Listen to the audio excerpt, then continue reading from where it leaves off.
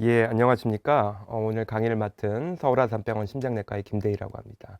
제가 오늘 말씀드릴 내용은 고혈압의 최신지견에 대해서 말씀을 드리도록 하겠습니다. 먼저 고혈압의 정의부터 말씀을 드리겠는데요.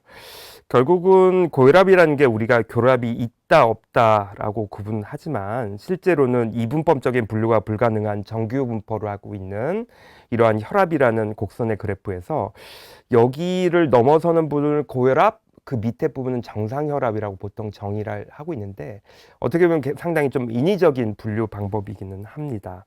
그래서 고혈압의 기준은 뭐 이렇거든요. 그래서 우리가 뭐 140에 90이라는 기준으로 고혈압을 나누고 그 밑에 130에서 140 사이를 고혈압 전달계 이런 식으로 구분하고 그 밑에를 120 미만은 정상혈압이라고 하지만 이거는 이제 상당히 인위적인 분류라고 제가 말씀을 드렸습니다. 그 이유인 즉슨 우리가 그럼 고혈압에는 정의가 과연 언제 있었을까? 굉장히 유명한 미국의 대통령이죠. 프랭클린 루즈벨트인데요.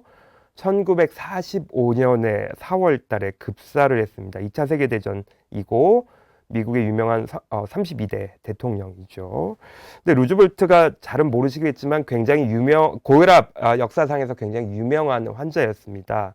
그래서 보시면 이제 대통령의 주치의가 루즈벨트 대통령의 혈압을 측정했던 그래프를 연도별로 나타낸 것인데요. 보시면은 혈압이 점점 올라가죠. 그리고 거의 200이 넘어가는 혈압이 있고 사망에 이르렀을 때는 혈압이 300이 넘는, 요즘에는 상상조차 할 수 없는 굉장히 높은 혈압이 있고, 결국 루즈벨트 대통령이 혈압과 관련된 합병증으로 돌아가셨다고 추측이 되는데, 이때는 과연 어디까지를 고혈압이라고 보고 어디까지를 정상혈압이라고 될지 그런 것에 대한 정의조차 없었죠. 그래서 우리가 이제 고혈압의 어떤 진단과 치료 기준이 미국에서 처음 발표가 되기 시작했고, 그리고 JNC라는 조인트 내셔널 커미티라는 그런 위원회에서 그런 고혈압 기준을 만들었기 때문에 JNC 1부터 7까지 이렇게 돼 있습니다. 근데 JNC 1은 저희가 1976년에 발표가 됐죠. 아까 루즈벨트 대통령이 돌아가신 게 1945년이고 JNC 7이 2003년도, 그다음에 8, 그다음에 뭐 현재의 가이드라인 이렇게 돼 있는데요. JNC 1의 경우에는 2까지는 시스톨릭 수축기 혈압에 대한 기준이 전혀 없었습니다. JNC 3가 돼서야 수축기 혈압의 고혈압 진단 기준이 겨우 등장을 하고 그다음에 뭐 160이라는 상당히 높은 혈압 기준을 보이고 있죠. 맨 처음부터 있었던 거는 우리가 이제 이완기 혈압에 대한 정의부터가 있었습니다. JNC1과 JNC2를 보면 이완기 혈압으로 우리가 고혈압을 정의했고, JNC3부터는 수축기 혈압과 이완기 혈압에 대한 기준이 있고, 보시면 아시겠지만 노말의 기준이 어느 정도 유지되다가 JNC7에서는 확 낮아지게 됐죠. 그래서 결국 정상혈압의 정의는 시대에 따라서 조금씩 달라져 왔다. 이게 이제 최근에 혈압의 추세라고 말씀드렸고요. 그래서 고혈압의 정의는 이렇습니다. JNC7이 2003년도, 그다음에 2013년도에 JNC8이 발표가 되고, 그다음에 최근에 고혈압 정의는 크게 세 가지 종류로 구분할 수가 있는데요. 2017년도에 발표된 미국 가이드라인이 있고요. 2018년도에 발표된 유럽 가이드라인, 그다음에 그해 같은 해에 발표된 대한고혈압계 우리나라의 가이드라인이 있습니다. 미국 가이드라인의 특징은 고혈압의 정의를 130에 80으로 기존에 비해서 좀 낮췄다는 그런 특이점이 있죠. 하지만 유럽과 우리나라 대한고혈압학회 가이드라인은 고혈압의 기준을 140에 90으로 기존이랑 크게 차이가 없는 것으로 되어 있습니다. 그래서 뭐 이렇게 됐는지는 일반인들을 대상으로 한 고혈압 강좌에서 저희가 자세히 설명드리지는 않겠는데요. 하여튼 미국 가이드라인은 고혈압의 기준이 조금 130에 80으로 다른 나라 가이드라인에서 낮은 편이다. 이렇게 말씀을 드렸고요. 그럼 혈압을 측정하는 방법에 따라서 어디서 측정하냐에 따라 장소에 따라서 혈압을 분류할 수가 있는데요. 외래에서 측정한 혈압입니다. 환자분들이 의사 선생님 앞에서 진료를 보실 때 바로 거기서 수동혈압계로 측정을 해서 청진법으로 보통 청진을 하게 되는데, 그 외에 활동혈압이라고 해서 저희가 24시간 활동혈압 검사를 해보신 분들이 있을 텐데요. 24시간 혈압을 측정하는 겁니다. 환자가 주관적으로 생활할 때, 밤에 잘 때 24시간에 30분 내지 1시간 겨우 혈압을 측정해서 그 평균 수치를 가지고 우리가 여러 가지 진단에 활용하고요. 그리고 환자분들이 집에서 측정하는 거를 가정혈압 측정이라고 하죠. 그래서 장소에 따라 따르게 되는데, 어떤 환자분들께서는 진료실에 들어와서 이런 말씀을 하십니다. 의사 선생님이 진료실에서 재주는 혈압이 제일 정확한 게 아닌가요? 실제는 그렇지 않다는 걸 좀 말씀드리고 싶은데요. 실제로 병원에만 올라가면 혈압이 올라가는 백이성 고혈압 환자들의 경우에는 이런 24시간 활동 혈압이나 집에서 자가로 측정한 혈압이 훨씬 더 정확할 수 있다는 걸 좀 아셨으면 합니다. 그래서 장소에 따라서 여러 가지 혈압에 대한 분류를 이렇게 나눌 수가 있고요. 그래서 활동 혈압 측정은 결국 24시간 동안 하는 그 24시간 혈압 모니터링이라고 할 수가 있겠는데요. 낮 시간에 활동할 때와 수면 중의 혈압에 대한 정보를 제공하고 24시간에 걸쳐서 한 30분 간격으로 측정을 합니다. 그래서 진료실 혈압보다 하루의 평균 혈압을 잘 반영할 때 예를 잘 반영하고 측정 방법에 대해서 충분히 설명을 저희가 보통 합니다. 설명서를 배부하고 그다음에 일기 작성을 교육하고 뭐 언제 자고 언제 일어나고 그 사이 불편한 증상은 없었는지 그래서 이걸 활동 혈압 측정이라고 하고요. 가정 혈압 측정은 저희 고려학회 홈페이지를 가면은 요 측정에 대한 동영상이 잘 나와 있고 유튜브에도 많이 나와 있습니다. 그래서 손목이나 손가락 혈압계는 부정확하기 때문에 위팔 혈압계 보통 그런 혈압계를 해서 사용을 하고 측정법은 검증이 된 위팔 자동 혈압계를 사용합니다. 그리고 측정 방법은 기상 후 1시간 이내 소변을 본 후 아침 식사 전 고혈압약 복용 전 앉은 자세에서 최소 1, 2분 저는 주로 환자들한테 5분 이상 안정시킨 다음에 재라고 얘기를 하고요. 저녁에도 똑같습니다. 잠자리에 들기 전에 앉은 자세에서 최소 1, 2분 저는 5분 이상이라고 교육을 합니다. 5분 이상 안정 후에 혈압을 재는데 측정당 2회 이상입니다. 그래서 저는 보통 3번을 재라고 얘기하는데요. 그래서 경우 처음 진단할 땐 적어도 일주일 동안 치료 기록과 평가 시에서는 외래 오기 전에 일주일 동안 이렇게 교육을 합니다. 다시 한번 설명을 하면 아침에 일어나서 한 5분 이상 안정 후 1분 간격으로 3번 저녁에도 1분 간격으로 해서 토탈 6번을 외래 진료를 보기 전에 일주일 동안 적어 오세요. 이런 식으로 보통 교육을 합니다. 안정 상태에서는 게 굉장히 중요하다고 말씀을 드릴 수 있고요. 그래서 활동 혈압을 가지고 우리가 이렇게 구분을 할 수가 있거든요. 보시면 정상 혈압이 있고요. 그다음에 지속성 고혈압이 있고 가면 고혈압과 백이성 고혈압이 있습니다. 그래서 어떤 환자들은 저희가 많은 건데요. 진료실 혈압은 140에 90으로 높은데 실제로 주간 활동 혈압을 해보면 혈압이 괜찮은 사람들을 백이성 고혈압이라고 합니다. 그래서 하얀 가운 증후군이라고 화이트 가운 증후군 저희가 그렇게 얘기를 하고 그다음에 주간 혈압도 높고 그다음에 진료실 혈압도 높으면 우리가 지속성 고혈압이라고 반대로 백이성 고혈압이라고 반대로 진료실에서는 괜찮은데 주간 활동 혈압을 재면은 높은 환자들이 있습니다. 그래서 결국 저희가 24시간 활동 혈압 검사를 하는 이유는 요 두 개의 환자군을 찾아내서 치료할 군과 치료가 필요 없는 군을 확실히 구분하기 위해서 주간 활동 혈압을 보통 재게 되죠. 그러면 고혈압의 진단 기준도 그렇다 말씀드렸는데 그럼 혈압을 어디까지 낮춰야 되느냐에 따른 목표 혈압도 결국은 나라마다 좀 차이가 있습니다. 미국 지침에 따르면 대부분의 현재에서 혈압을 130에 80 이하로 조절하자. 이게 최신의 트렌드고 유럽에서는 65세 미만의 환자들은 대부분 130 이하로 조절하고 이완기는 70에서 70으로 조절하지만 65세 이상의 고령의 환자에서는 140 이하로만 조절하자. 유럽 가이드라인이고 우리나라 대한고려학회 가이드라인은 조금 요거를 중간에서 타협되는 지점으로 해서 단순 고혈압은 140에 90, 망성코팽병이 있고 단백뇨가 나오는 환자들은 130에 80, 심혈관계 병력이 있는 130에 80으로 조금 고위험군에 있어서만 130에 80으로 조절하자는 게 우리나라 고혈압학회 가이드라인의 근간이 되겠습니다. 2022년에 또 대한고혈압학회 가이드라인이 곧 발표될 예정인데 요거보다는 좀 더 강화된 기준으로 발표가 될 거라고 개인적으로 알고 있습니다. 그렇고요. 그래서 결국은 고위험군이 뭐냐? 고위험군을 측정하는 심내혈관 위험인자는 다음과 같은 게 있습니다.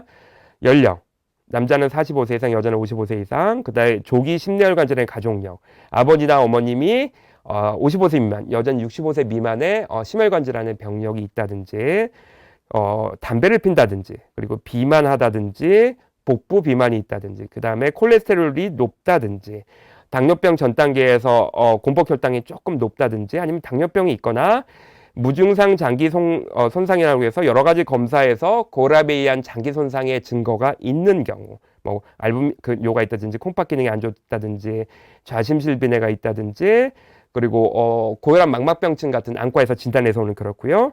그다음에 임상적인 심대혈관 및 콩팥 질환이 있는 경우 이런 것도 당연히 고위험군으로 하죠. 뇌졸중 병력이 있는 사람, 일과성 혈액 발작이 있는 사람, 혈관성 치매가 있는 사람, 그다음에 협심증, 신부정, 심방세동이 있는 사람들은 그리고 망성 콩팥병 3, 4, 5기 환자들은 저희가 고위험군으로 분류를 하게 됩니다. 네, 그래서 고혈압학회 진료 지침을 보면 결국 아까 좀 전에 말씀드린 위험인자를 기준으로 위험인자가 몇 개냐, 0개냐, 1개냐, 2개냐, 위험인자가 3개 이상이냐, 장기 손상이 있느냐, 임상적인 그런 심혈관 질환, 콩팥병이 있느냐에 따라서 위험도를 놔두고 각각의 위험도에 따라서 약물 치료를 시작하느냐, 아니면 혈압을 어디까지 낮춰야 이런 게 결정이 되는 거죠. 그래서 이런 위험도를 따져서 고혈압을 치료한다. 굉장히 중요합니다. 그래서 한국 대한고혈압학회 진료 지침은 약물 치료를 일단 시작하겠다고 결정을 하면 합병증이 없는 고혈압의 경우에는 140에 90을 기준으로 조절해서 중저위험군이 65세 이상은 140에 90이고요. 당뇨병은 140에 85, 그다음에 고위험군의 경우에는 130에 80으로 조절합니다. 그다음에 합병증이 있는 고혈압의 치료는 뇌졸중의 2차 예방을 위해서는 140에 90, 심혈관 질환이 있었던 사람의 2차 예방을 위해서는 130에 80, 심혈관 질환, 당뇨병 또는 만성콩팥 말분민뇨 같은 고위험군이나 이 기존의 심뇌혈관 질환이 있던 사람은 130에 80으로 기준이 돼 있다는 거죠. 그러면 가장 중요한 건 약물 치료긴 하지만 약물 치료에 앞서서 더 중요한 게 뭐냐면 이런 생활요법 치료입니다. 고혈압 환자들은 저희가 소금 섭취 제한을 보통 하루에 6g 이하로 하는데 생각보다 굉장히 어렵습니다. 저희가 입원 환자를 대상으로 10g 이하의 소금 섭취 제한을 하더라도 뭐 상당히 쉽지 않은데 굉장히 부단한 노력이 필요하고요. 그리고 약주를 많이 하시는 분들은 절주를 하시는 게 굉장히 중요합니다. 남자의 경우는 소주 2잔, 여자의 경우는 소주 1잔 미만으로 하루 섭취하는 게 혈압 조절에 굉장히 도움이 되고 채소, 과일, 저지방 제품 같은 식품을 많이 섭취하기를 권장하고요. 그다음에 체중 감량에서 체질량 지수를 25 이하로 떨어뜨리고 호리둘레를 감소시키는 게 혈압 조절에 도움이 됩니다. 그래서 중등도의 강도로 하루 30분 이상 5일 내지 7일 정도로 운동을 꾸준히 하면 보통 5mm 머큐리 정도의 혈압 강화 효과가 있어 저희가 보통 환자들한테 뭐라고 그러냐면 알약을 반알 정도 줄이는 효과가 있다. 이런 식으로 설명을 많이 합니다. 금연하는 건 당연히 중요하겠죠. 그래서 이러한 것들이 혈압을 얼마나 떨어뜨느냐, 소금을 하루 6g이라면 혈압을 수축기 혈압이 5, 체중 감량은 1kg당 마이너스 1에서 마이너스 1.5 정도 떨어집니다. 그래서 환자가 보통 10kg를 줄이게 되면 혈압약 하나를 먹던 사람은 약을 끊을 수 있는 경우가 많고요. 그다음에 절주도 굉장히 좋은데 술을 줄이게 되면 혈압이 4 정도 떨어집니다. 운동도 꾸준히 하면 4에서 5, 식사 조절도 많이 하면 10인데 이거를 열심히 2가지, 3가지를 열심히 하더라도 혈압약을 하나 이상 줄이거나 끊을 수 있는 그런 정도의 생활습관 교정 효과가 있기 때문에 혈압약을 드시건 안 드시건 간에 고혈압 환자들은 이런 생활요법을 열심히 하시는 게 굉장히 중요하다. 이렇게 말씀을 드릴 수 있겠습니다. 그래서 아까 소금 섭취 제한에 대해서 말씀을 드렸는데요. 한국인의 표준 소금 섭취량이 12g입니다. 서양인은 평균 19g, 일본인은 10g. 일본 사람들이 우리나라보다 짜게 먹을 거라고 생각하시지만 그렇지 않고 실제로 우리나라가 짜게 먹는 편이죠. 그래서 소금을 10.5g 섭취하는 사람이 소금 섭취를 절반으로 줄이면 수축기 혈압이 평균 4에서 6, 5mm 머큐리 정도 감소합니다. 그래서 소금 섭취를 줄이는 게 굉장히 중요하고요. 그래서 소금의 권장 섭취량은 1티스푼 정도입니다. 그렇게 먹는 게 중요하고 소금에 대한 감수성은 고령자, 비만자, 당뇨병 또는 고혈압의 가족력이 있는 사람에게 더 높은 걸로 되어 있습니다. 그래서 이런 저염식이 굉장히 중요한데 생각보다는 굉장히 어렵다. 이렇게 설명을 드릴 수 있겠고요.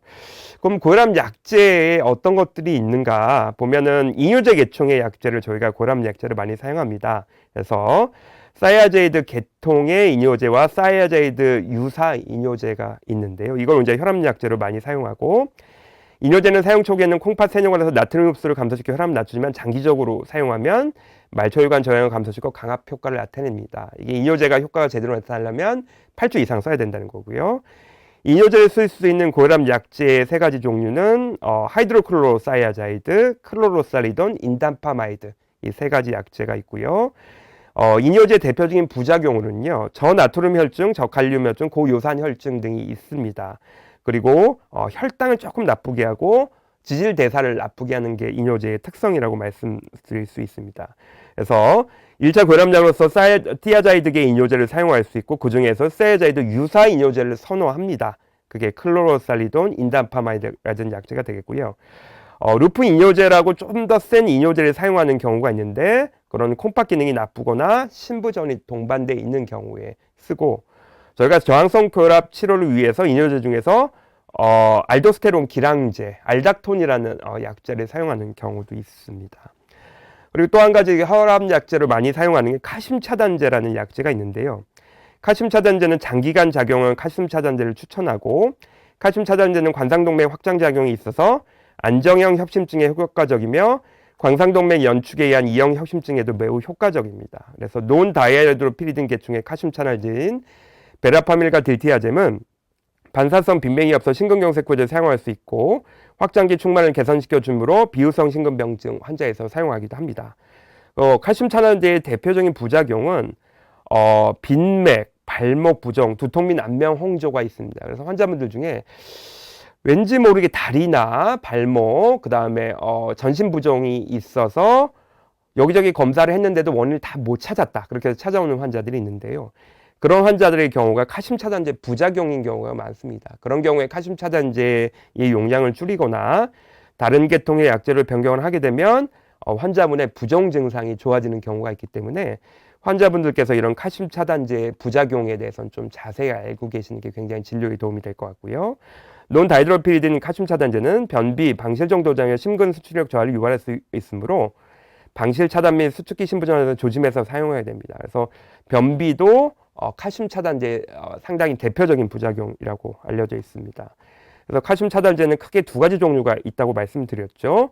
심장과 혈관에 작용하는 칼슘 차단제인 논다이드로피딘 칼슘 차단제, 베라파밀 디티아젬이 있는데 우리가 혈압 조절 목적으로 이 두 가지 약제를 사용하지는 않습니다.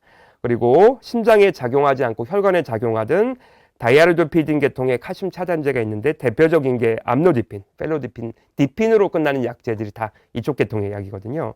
이쪽 계통의 약이 이제 그런 효과가 혈압 강화 효과에서 많이 쓴다 이렇게 알려드렸고요. 뭐 칼슘 차단제가 이런 식으로 여러 가지 종류가 있습니다. 논다이아르도피딘 계통의 약제는 심장 선택성이 있기 때문에 저희가 많이 혈압 조절 목적으로 1차를 사용하지 않지만 다이아르도피딘 계통의 약제가 1세대, 2세대, 3세대, 4세대가 있거든요. 1세대가 대표적으로 니페디핀이라는 약제로 아달라트라는 상품명으로 판매가 되고 있습니다. 그리고 암로디핀 같은 약제가 또 많이 사용하는 칼슘 차단제 중에 하나이기도 합니다. 그리고 세 번째로 많이 사용하는 약제가 레닌 안지오텐신 시스템에 작용하는 혈압 약제인데요. 조금 이해하시기 어려울 수도 있겠지만 레닌 안지오텐신 시스템은 안지오텐신 원이라는 물질이 안지오텐신 컨버팅 엔자임이라는 효소를 통해서 안지오텐신 2가 되고 이게 안지오텐신 1, AT1 리셉터 수용체를 통해서 여러 가지 나쁜 효과들을 나타내는데 안지오텐신 1에서 안지오텐신 2로 변경되는 거를 효소인 안지오텐신 컨버팅 엔자임을 억제하는 약이 AC 저해제가 되겠고 안지오텐신 2가 AT1 수용체에 결합하는 걸 막는 약제가 안지오텐신 수용체 차단체입니다. 그래서 이 두 가지 약제가 레닌 안지오텐신 시스템을 억제하는 약제로서 많이 사용된다고 알려져 있고요. 그래서 안지오텐신 2를 저희가 차단해야 되는 중요한 이유는 죽상경화가 나타나는 기전에서 굉장히 안 좋은 역할을 하는 나쁜 물질이라는 게 알려져 있습니다. 그래서 안지오텐신 2를 차단하는 게 고혈압 강화 효과가 있을 뿐만 아니라 이런 심혈관계의 여러 가지 나쁜 작용들을 억제해서 심혈관계 질환이 있는 환자들의 예후를 향상시키는 것이 잘 알려져 있죠. 그래서 우리가 이제 혈압약제로 사용하는 세 가지 약제는 이뇨제, 칼슘 차단제, 세 번째는 안지오텐신 전환효소 억제제 혹은 안지오텐신 차단제입니다. 그래서 에이스 억제제, 안지오텐신 수용체 차단제는 심부전 환자의 사망률을 감소시키고 콩팥 기능 장애가 진행되지 못하는 억제하는 데 효과가 있습니다. 자심실비대와 죽상동맥 경화증을 억제하는 효과가 있으며 혈당 및 지질대사에 미치는 영향이 적고 혈관 내피세포의 기능을 개선시키고 혈관 재형성에 이로운 효과가 있습니다. 치료 시작 첫 2개월 내에는 혈전 크레아틴 수가 상승할 수 있기 때문에 30% 이내로 상승하고 혈중 칼륨이 5.5 이상 증가하지 않으면 약을 중단할 필요가 없습니다. 근데 콩팥 기능이 나쁜 환자들은 고칼륨 혈증이 생길 수 있기 때문에 반드시 이 두 가지 계통의 약제를 사용하면서 칼륨 수치를 저희가 재가면서 이제 측정할 필요가 있는 거죠. 그래서 현재 우리나라에서 가장 많이 사용되는 혈압약제가 가장 뭐냐? 일제요법으로는 47.3%가 안지오텐신 차단제입니다. 우리나라 가장 많이 사용되는 약제고, 두 번째가 39.9%로 칼슘 차단제. 그 다음에 베타 차단제, 이뇨제 이런 순이고요. 두 가지 이상의 약제를 조합했을 때 가장 많이 사용되는 조합은 뭐냐? 안지오텐신 차단제와 칼슘 차단제를 두 가지 병용요법으로 쓰는 게 61.1%로 가장 많습니다. 두 번째는 안지오텐신 차단제와 이뇨제를 병합요법으로 쓰는 게 22.7%로 두 번째죠. 이러한 조합들이 현재 우리나라에서 가장 많이 사용되는 약제라고 알려드리고 싶고요. 그래서 우리나라의 고혈압 약제 처방 패턴이 어떠한가를 보면 고혈압 치료자는 점점 증가하고 있죠. 그리고 안지오텐신 차단제가 칼슘 차단제보다 많이 쓰이기 시작하는 시점이 2012년도, 13년도입니다. 이때 이후로 안지오텐신 차단제가 가장 많이 사용되고 넘버 2가 칼슘 통요 차단제, 세 번째가 이뇨제 이렇다는 걸 알려드리고 싶습니다. 근데 우리가 아까 목표혈압 130에 80을 달성해야 되는 환자들이 꽤 많은데요. 그런 환자들에서 한 가지 약제만으로 저희가 제대로 혈압이 조절이 되겠느냐? 그렇지 않다는 겁니다. 한 가지 약제만으로 목표 혈압에 도달할 가능성은 50% 정도밖에 되지 않는다는 것이 잘 알려져 있습니다. 그렇다면 한 가지 약제에 다른 약제를 추가해서 두 가지 이상의 약제를 써야만 저희가 원하는 조절 목표인 130에 80을 달성할 수 있다는 것을 여러분들이 잘 알게 되실 것 같고요. 외국에서 시행됐던 굵직굵직한 여러 가지 임상 연구들을 조합해 보면 결국 두 가지 이상의 약제를 써야만 목표 조절 효과에 도달할 수 있고, 경우에 따라서는 세 가지 이상의 약제를 사용하야만 목표 조절 혈압에 도달할 수 있다는 것을 잘 아실 수 있습니다. 그래서 그러면 어떤 약제를 사용해서 우리가 목표 조절 혈압에 도달을 하느냐? 보시면은 최근에 유럽이랑 그다음에 그 ISH 치료 지침에 따르면 처음부터 안지오텐신 수용체 차단제와 그다음에 칼슘 기량제를 조합해서 쓰는 게 좋다고 되어 있습니다. 여기서는 에이스 차단제 혹은 ARB 이렇게 하고 있는데, 우리나라의 현실에서 ARB가 워낙 말등에 사용하고 있기 때문에 여기서 보면 결국 칼슘 차단제 더하기 안지오텐신 수용체 차단제가 처음부터 조합해서 써라. 그리고 여기 원필이란 건 이제 싱글필 컨비네이션이라고 하는데요. 요즘에 여러분들께서 드셔보셨겠지만 많은 약제들이 두 가지 혹은 세 가지 약제를 조합해서 한 가지 알약으로 만들어 나오고 있습니다. 그런 거를 저희가 고정형 복합제라고 이제 우리나라 말로는 하는데요. 처음부터 고정형 복합제를 사용해서 ARB 플러스 CCB로 사용해서 쓰는 게 최신 고혈압 진료 지침에서 추천을 하고 있는 복용 방법입니다. 그런데 만약에 두 가지로도 조절이 잘 안 되고 있는 환자들은 어떻게 하느냐? 아까 말씀드렸죠. 일제요법이 40.7%를 위해서, 그 다음에 이제요법이 43%고 3제요법을 이상을 사용하는 게 16% 정도 되는데, 결국 16%의 환자에서는 세 가지 약제 조합은 어떻게 하느냐? ARB 플러스 안지오텐신 수용체 차단제, 거기다가 칼슘 수용체 차단제, 이뇨제, 아까 티아자이드계 이뇨제, 세아자이드 유사 이뇨제에서 말씀드렸죠. 결국 요 세 가지 약제의 조합으로 조절을 한다. 이게 이제 고혈압의 최신 치료 요법의 직연이 된다고 말씀을 드릴 수 있겠습니다. 제 강의의 결론을 말씀드리면 아까 고혈압의 기준에 대해서 말씀을 드렸죠. 미국, 유럽, 그 다음에 우리나라 진료 지침이 있는데, 결국 미국에서는 130에 80으로 기준을 낮춰냈지만 아직까지도 우리나라에는 고혈압의 진단 기준을 140에 90으로 정의를 하고 있습니다. 그래서 진료 지침이 나라마다 좀 차이가 있고, 그래서 진료 지침에서는 각각 혈압을, 진단과 치료는 틀립니다. 고혈압 우리가 140에 90이라고 정의를 하지만 고혈압이 있는 환자들에서 혈압을 얼마까지 낮출 수 있는가, 얼마까지 낮춰야 되는가는 나라마다 좀 차이가 있고, 우리나라의 경우는 고위험군, 그다음에 심장질환의 기항력이 있는 사람에게는 130에 80. 하지만 단순 고혈압, 그다음에 합병증이 없는 65세 이상의 노인 환자에게서는 140에 90을 기준으로 하고 있습니다. 그리고 아까 혈압 측정에 대해서 말씀을 드렸죠. 혈압 측정하는 건 장소에 따라서 여기 나눌 수가 있는데 활동혈압 측정, 그다음에 가정혈압 측정, 진료실 혈압 측정이 있다고 말씀을 드렸습니다. 그래서 결국은 가면성 고혈압과 백이성 고혈압을 진단하기 위해서는 저희가 활동혈압의 측정이 굉장히 중요하다고 말씀을 드렸고요. 또한 가정혈압의 측정도 굉장히 중요한데 가정혈압 측정을 요약하면 어떻죠? 아침에 일어나서 1시간 이내에 5분 이상의 안정 상태가 된 상태에서 1분 간격으로 3번, 그리고 주무시기 전에도 5분 이상의 안정을 취한 후에 1분 간격으로 혈압을 측정해서 외래 진료를 보기 전에 일주일 동안 하루 아침에 3번, 저녁에 3번, 6번의 혈압을 측정해서 수첩에 적어 오신다면 병원에서 진료 보시는 선생님들이 환자분의 혈압 상태를 제대로 파악하시는데 굉장히 많은 도움이 될 거라고 알려드리고 싶습니다. 그리고 마지막으로 고혈압 환자의 평가 및 치료에 대해서 말씀을 드렸죠. 오늘 평가에 대해서는 자세히 설명드리지 않았는데요. 결국 치료 약제는 세 가지가 있죠. 디아자이드 이뇨제, 그 다음에 안지오텐신 수용체 차단제, 칼슘 차단제, 세 가지가 있는데 결국 요즘 추세는 ARB 플러스 C12를 처음부터 고정형 복합제로 저용량부터 사용해서 점점 증량을 하는 방법으로 최신 트렌드가 가고 있다 이렇게 말씀을 드렸고, 두 가지 약제로도 조절이 잘 안 되는 경우에는 이뇨제가 섞인 3제 복합제를 써서 혈압을 조절하면 요즘 130에 80이라는 목표 조절 혈압에 도달을 할 수 있고요. 그렇지 않고도 조절이 안 되는 환자를 저항성 고혈압이라고 하는데 그건 오늘 자세히 설명드리지 않았습니다. 그리고 오늘 비약물 치료가 상당히 중요하다고 말씀드렸죠.